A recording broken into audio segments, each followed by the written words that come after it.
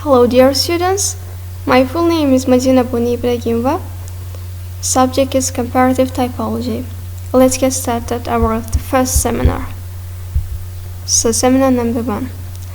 First of all, let's do this warm-up activity. Food for thought. Here you can see some different words, and they can say different terms. Tense, mood, voice, aspect. Please define them one by one. Please pause the video and try to define them. If you cannot define them, don't worry. Today we will learn. Let's get started. So here you can see plan. Today's topic is some similarities and divergences in the categories of the verbs in the English, Russian and Uzbek languages. First plan. Grammatical categories of the verb in the English language. Second plan. Grammatical categories of the verb in the Uzbek language. Third plan, grammatical categories of the verb in the Russian language. Fourth plan, comparison of the grammatical categories in the English, Uzbek and Russian languages. Now I will define some categories of the verbs briefly. Tense. It's a property of the verbs and mostly closely correspond with location in time.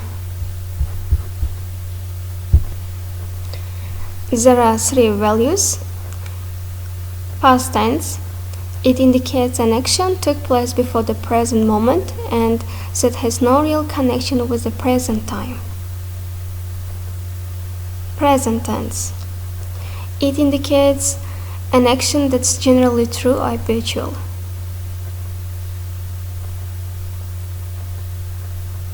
Future tense.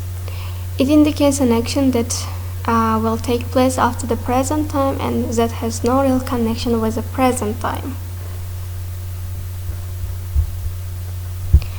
Next category is an aspect. Aspect is a property of the verbs and mostly closely correspond with the location in time. Aspect has 3 values: simple, continuous and perfect.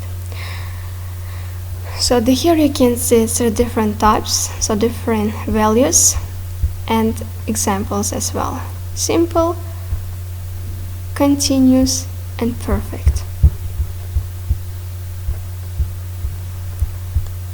Next category is mood. It's a property of the verbs and relates to the speaker's feelings about reality of what he is saying. Mood has 3 values: indicative, imperative and subjunctive.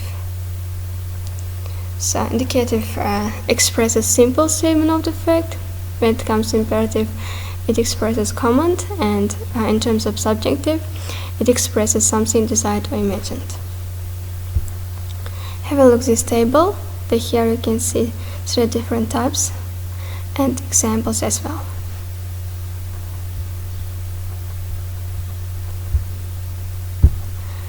Another category is a voice. Voice is a property of the transitive verbs and expresses the relationship of the subject to the action. Voice has 2 values: active, the subject does the action, and passive, the subject receives the action. Have a look at this table.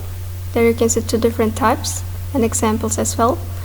And below you can see 2 different definitions. A transitive verb can take a direct object, but when it comes to an intransitive verb, it does not take a direct object. I hope this definition will help you.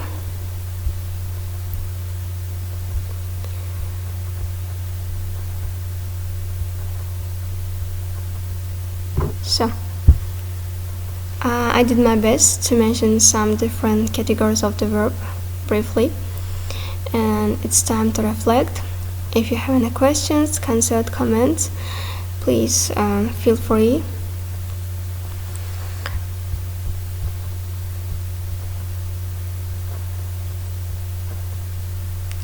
Of course, you can comment.